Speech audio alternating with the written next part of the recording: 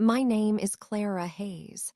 I'm 32, and up until last month, I was the strategic mind behind Hayes Innovative Solutions, the company my father, Richard, built from the ground up.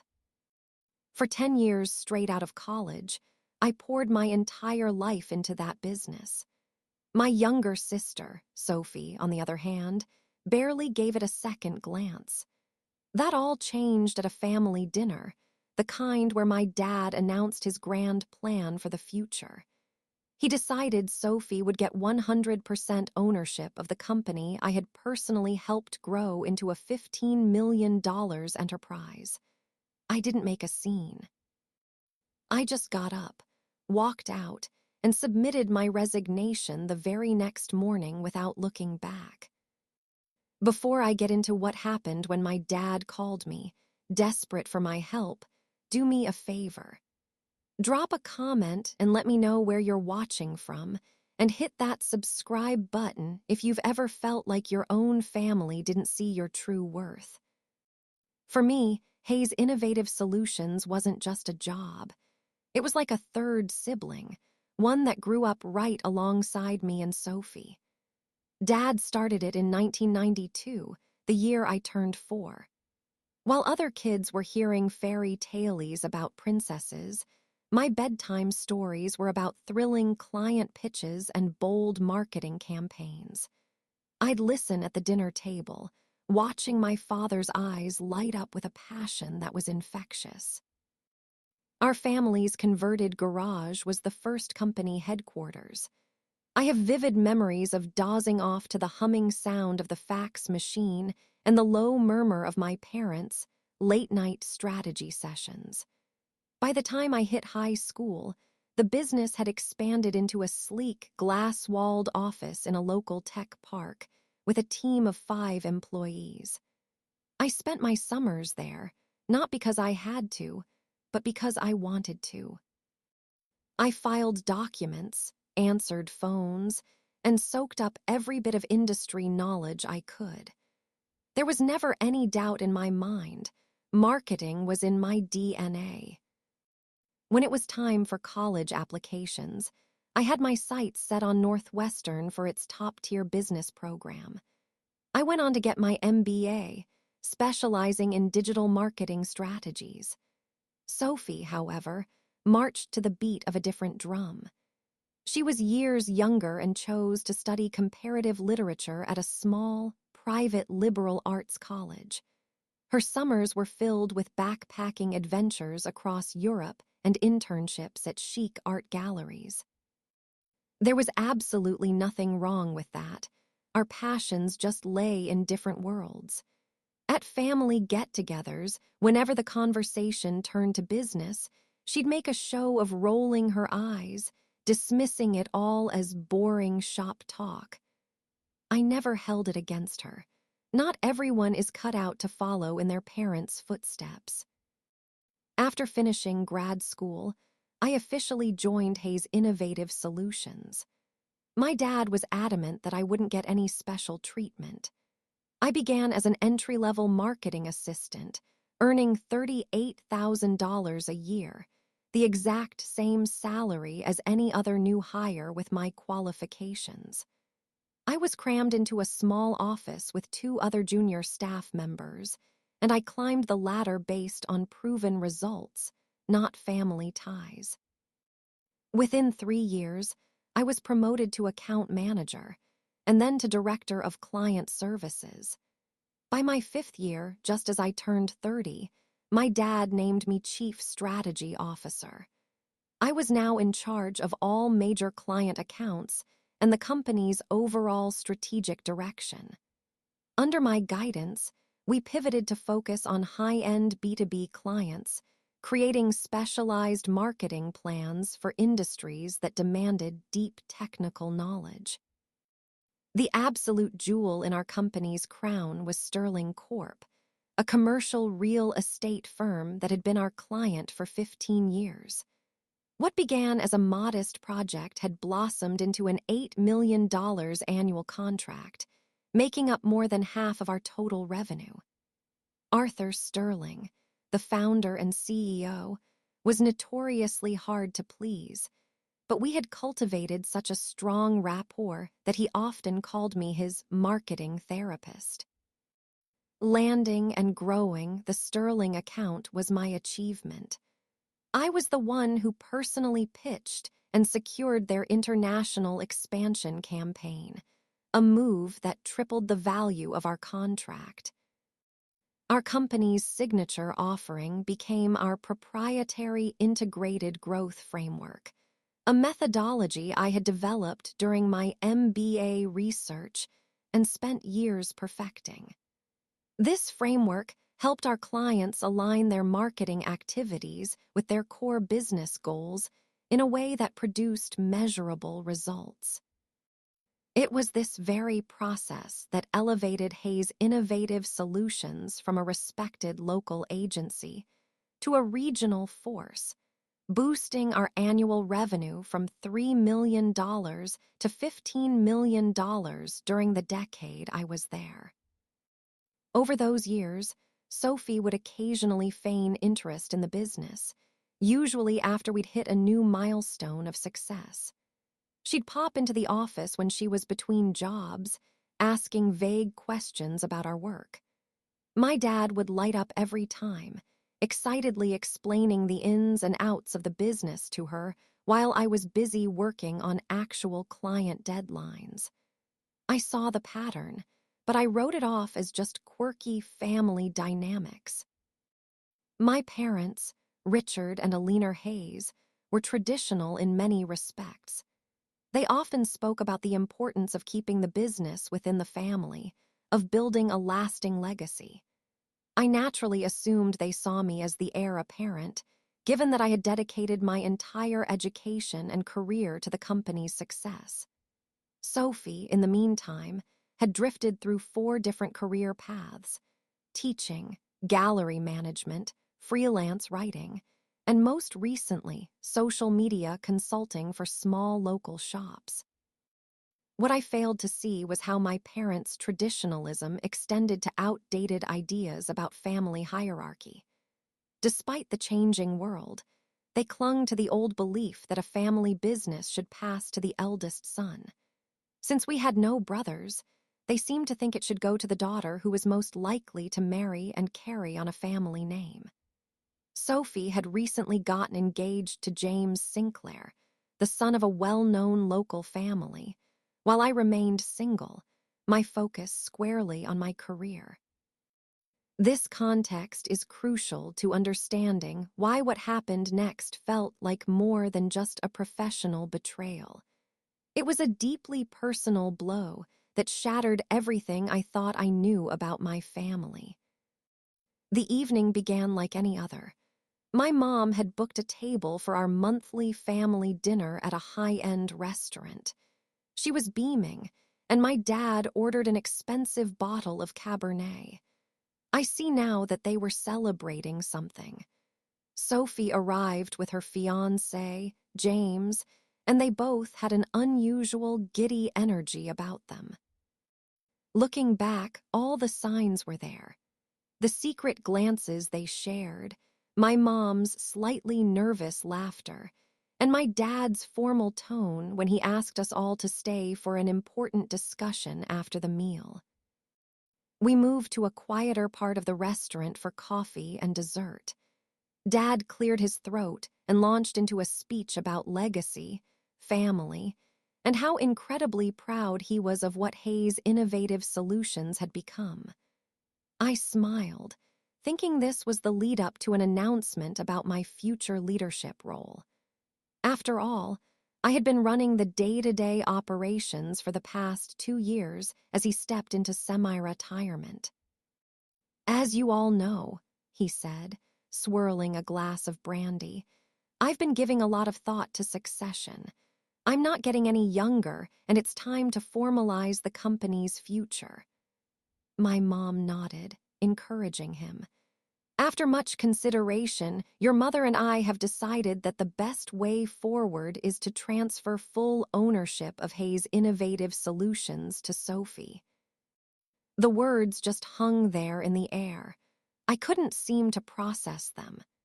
Sophie, who had never worked a single day in the company, was being handed 100% of the business I had spent a decade building.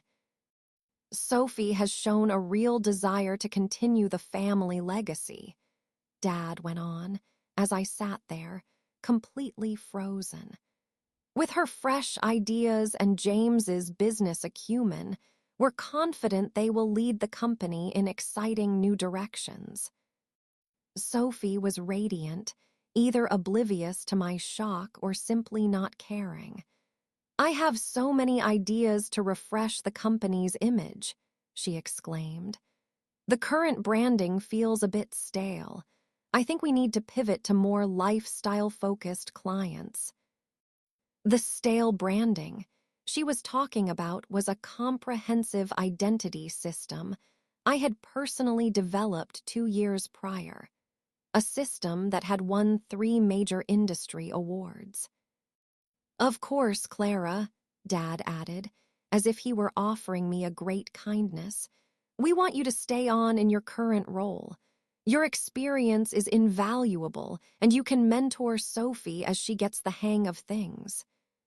Mentor my sister, my new boss, the sister who couldn't tell a marketing plan from a media kit. After dinner, I asked to speak with my parents alone. In the now empty restaurant, surrounded by the ghosts of our family dinner, I asked the only question that mattered. Why? Honey, you're already so successful, my mom said, her voice soft and placating. Sophie needs this chance to find her footing. You've always been the capable one. I'm capable because I worked for it, I shot back, fighting to keep my voice from shaking. I've dedicated my entire adult life to this company.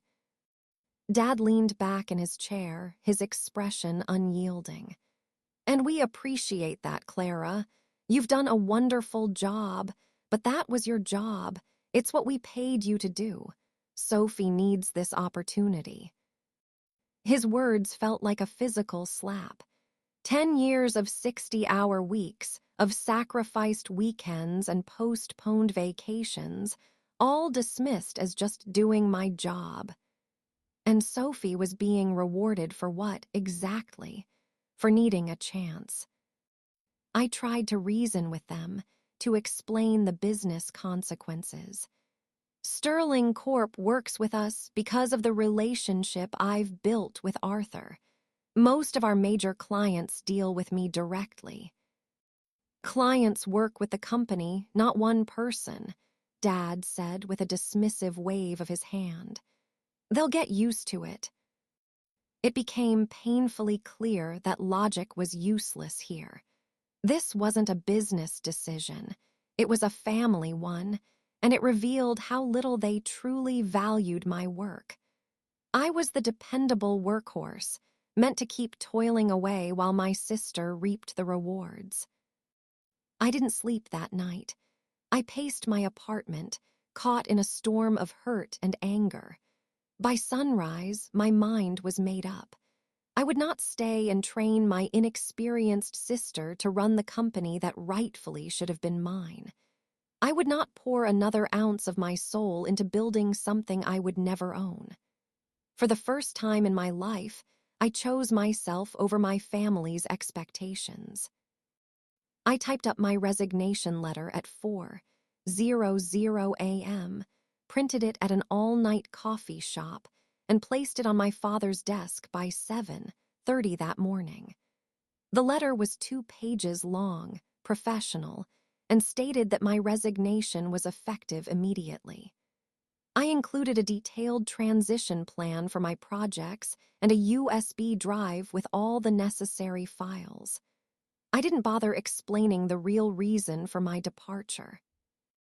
Anyone who knew the situation would understand, and I had no interest in airing our dirty laundry to anyone else.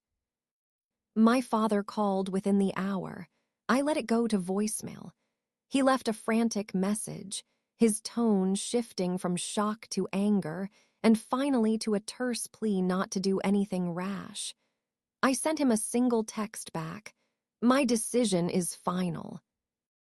I had one last professional duty to fulfill, a scheduled strategy meeting with Sterling Corp that afternoon. Arthur Sterling had specifically requested my presence to discuss their marketing plan for the upcoming fiscal year. I walked into the office and led the 2-hour meeting with total professionalism, giving no hint that anything was wrong. Arthur was pleased with the plan we laid out and shook my hand warmly as he left. "Clara," he said at the door, "I've dealt with a lot of marketing people over the years. None of them get our business the way you do. That's why I trust Hayes Innovative." His words were both a validation and a final twist of the knife. I managed a smile and thanked him, knowing it was the last client meeting I would ever have for my family's company. Back in my office, I started packing my personal things. News of my resignation had spread like wildfire, and the air in the office was thick with tension. David Chen, our marketing director and my right-hand man for 5 years, stood in my doorway, looking completely stunned. "This is about Sophie getting the company, isn't it?" he asked in a low voice. I kept up my professional front. "I'm just ready to pursue other opportunities," I said, reciting the standard corporate line. David wasn't buying it. "Clara, we've worked together too long for that nonsense. Half our clients are here because of you. Sterling asks for you by name." Maria Flores, our most senior account executive, joined him. "Is there anything we can do? The whole team is worried." "My decision is made," I said, my voice softening. "You are both incredible at what you do. The company is lucky to have you." As I was packing up my awards, Leo Vance, our creative director, stopped by with a warning. "Sophie is already talking about a full rebrand. She wants to move away from B2B. She doesn't get that our technical expertise is what sets us apart." I just nodded. It wasn't my problem anymore, but I felt a sharp pang of guilt for the team I was leaving behind. Around noon, Sophie arrived. She breezed right past my office without a word. An hour later, I heard the sound of furniture being moved. I looked down the hall and saw maintenance staff carrying my desk out, while Sophie directed an interior decorator on new paint colors. She was literally erasing me before I had even walked out the door. The staff watched the spectacle with undisguised alarm. Sophie's first official act, sent in a company-wide email while I was still there, announced a new, casual creative culture with flexible hours based on inspiration. It sounded nice in theory, but it completely ignored the fact that our B2B clients relied on our consistent availability and structured timelines. By 3:00 p.m., my office was bare. I handed my key card and company credit card to HR, who processed my final paperwork with sad smiles and whispered words of encouragement. As I walked through the creative department for the last time, several team members stood up in a silent gesture of respect that almost broke my composure. I gave them a small nod of thanks and headed for the elevator. Outside, I took one last look at the building where I had invested so much of my life. Then I drove home, turned off my phone, and opened a bottle of wine I had been saving. It wasn't the celebration I had imagined, but it was a turning point. The professional mask I had worn all day finally crumbled. I spent the rest of the night processing the end of what I thought was my entire future. Within 2 days, my phone was buzzing with messages. Competitors who had been trying to recruit me for years saw their chance. Brewer and Associates offered me a creative director role with a 30% raise. Meridian Marketing wanted to create a new chief client officer position just for me. I was polite to all of them but committed to nothing. For the first time since college, I had no plan, a thought that was both terrifying and exhilarating. What really weighed on me was the fate of the client relationships I had spent years building. These were more than just business contacts. They were people I genuinely cared about. Leaving them felt like abandoning friends. Still, I needed time to figure out my next move. I had enough savings to take a few months off and think. Maybe this was the push I needed to start my own agency. Soon, I started hearing whispers of trouble at Hayes Innovative. A former colleague texted me that Sophie had canceled all their structured strategy meetings in favor of creative jam sessions. Another mentioned that the development team was in chaos with constantly changing priorities. Then came the news I dreaded but expected. 1 week after I left, I was meeting my mentor, Isabel Reed, for coffee. She listened intently as I told her the whole story. "Their loss is the market's gain," she said. "Actually, I've been thinking about bringing on a partner. Your B2B expertise would be the perfect complement to my healthcare focus." The offer was incredibly tempting. As I was driving home, my phone rang. It was Kevin Park, a graphic designer still at Hayes. "Clara, it's a disaster here," he said, his voice tense. "Sophie fired our accounting firm for questioning her spending, and she's trying to overhaul our entire strategic framework." "I'm sorry to hear that, Kevin, but I'm not sure what I can do." "Because Sterling is about to walk," he said bluntly. "Sophie handled their quarterly review herself yesterday. It was a train wreck. Arthur asked where you were, and she told him the company was moving in a new direction that didn't include outdated strategies." I physically winced. Calling Arthur Sterling's preferred methods outdated was like waving a red flag at a bull. "She presented a brand new campaign concept with zero data to back it up," Kevin continued. "When Arthur questioned it, she started talking about intuitive marketing and dismissed his concerns. Over the next 2 days, the bad news kept rolling in. Sophie had turned the office into an open-plan disaster, getting rid of the private meeting rooms our clients depended on.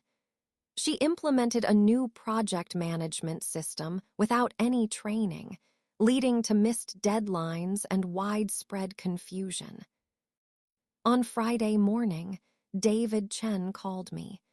"It happened," he said, his voice grim. "Arthur Sterling came in to sign the new contract. Sophie insisted on presenting her new vision for their account, which involved scrapping the integrated growth framework for something she's calling intuitive engagement dynamics." "That's not even a real thing," I said, pinching the bridge of my nose. "Exactly. When Arthur asked for case studies, she had nothing. Then she made it worse. She told him his company's marketing was behind the times and needed a youthful refresh.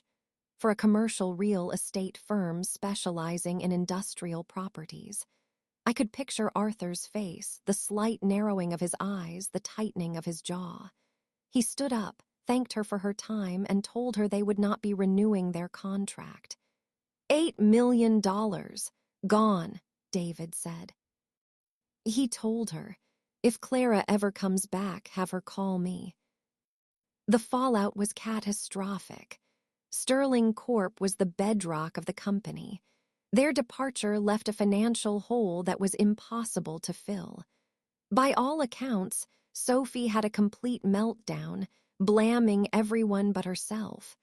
By Monday, 3 more major clients had requested meetings to discuss their accounts. The staff started polishing their resumes. My father had been silent through all of this, but my mother started leaving increasingly desperate voicemails. I didn't call back. This was the direct result of their terrible decision. Then I got another call. It was Sarah Jensen, who had just quit. Sophie held an all-hands meeting, she said. She announced that losing Sterling was strategic pruning to make room for more forward-thinking clients. Then she blamed the negative company culture you created for all the problems. I had to laugh. 3 more people quit on the spot, Sarah added, including David. The company is imploding, Clara. I thanked her and hung up, feeling a strange mix of sadness and vindication. I had invested too much of myself in that company to enjoy watching it burn. Still, I had made my choice. I was meeting with Isabel tomorrow to discuss our partnership. A new future was taking shape. Then my father called. The first text arrived at 8:47 p.m. Clara, we need to talk. It's important. I ignored it. At 9:22 p.m., please call me back. This affects a lot of people. At 10:15 p.m., I know you're upset, but this is bigger than us. The company is in real trouble.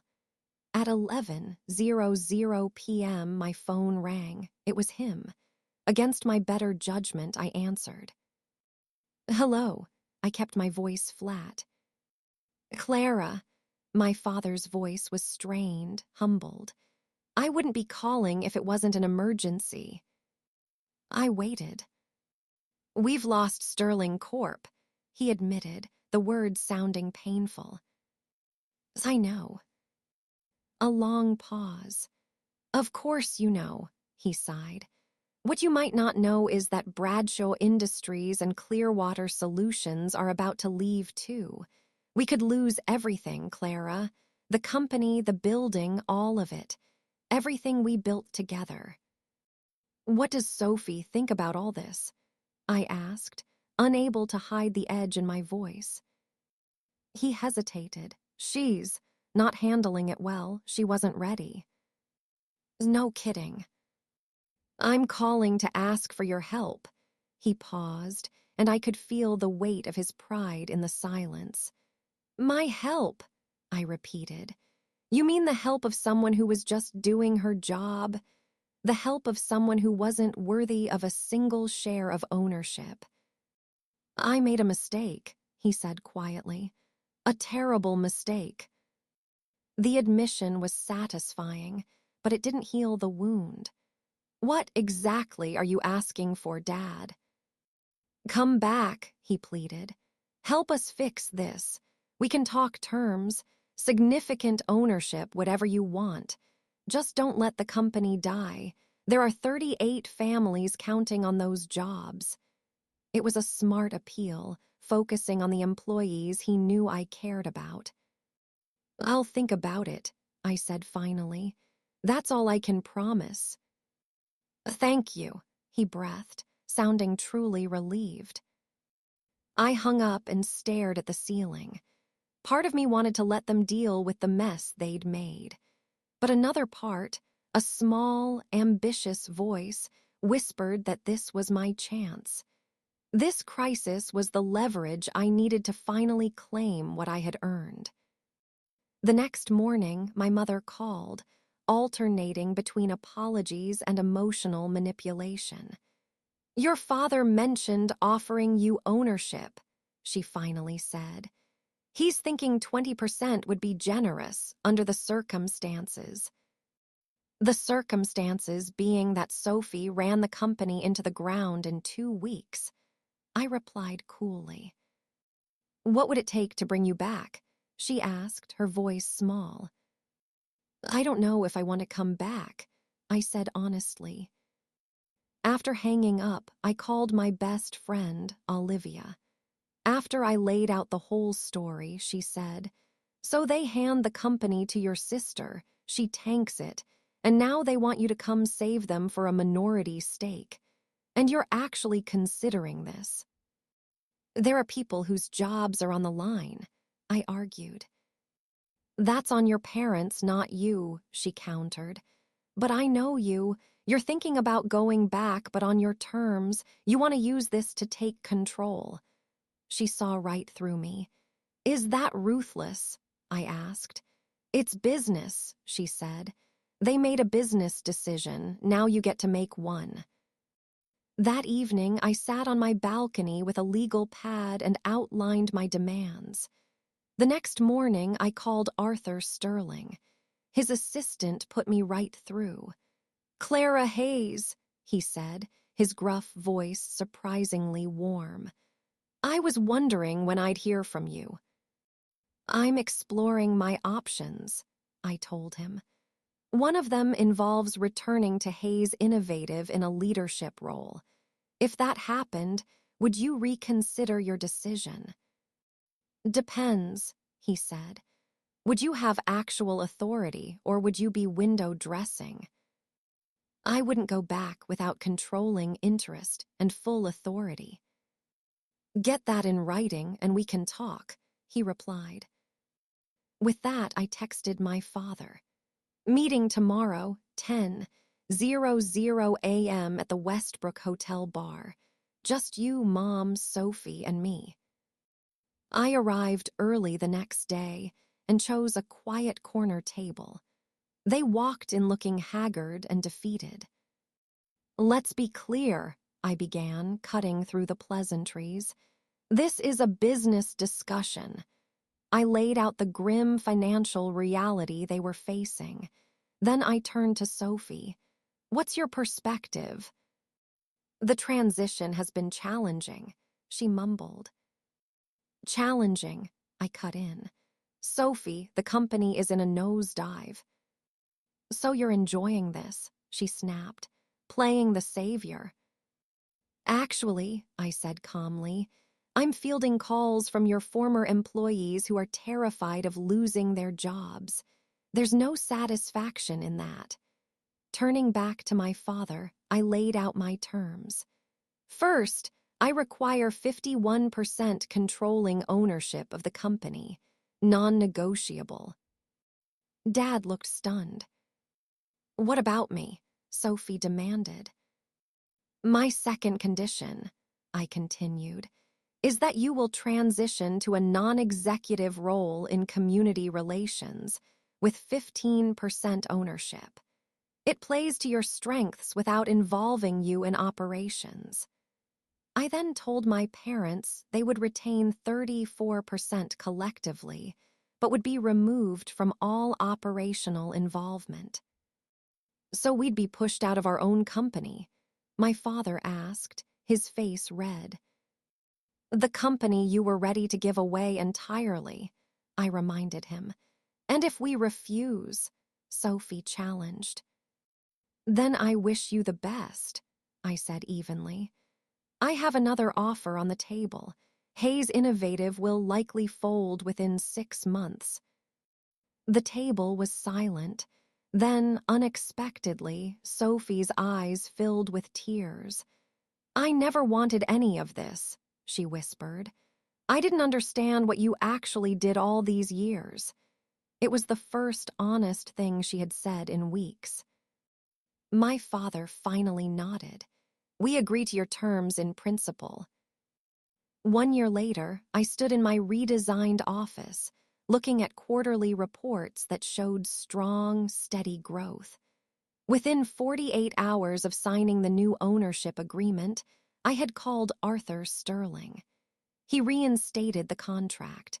We recovered 3 of the 5 clients who had left. The staff stabilized, with David Chen returning as marketing director. Sophie, surprisingly, flourished in her new role. For the first time, we were working together, not against each other.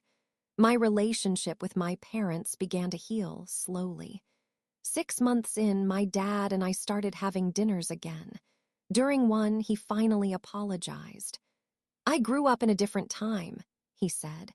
I perpetuated that old way of thinking, and in doing so, I almost destroyed everything. I'm proud of the leader you've become. That conversation changed everything. The crisis had forced us to rebuild not just the company, but our family. I had learned the most important lesson of all. You have to know your own worth. By being willing to walk away, I gained the power to claim what was rightfully mine. What about you? Have you ever had to stand up for your value at work or with family? Let me know in the comments below. And if this story resonated with you, please like, subscribe, and share it. Thanks for watching, and remember, knowing your worth is the first step to getting it.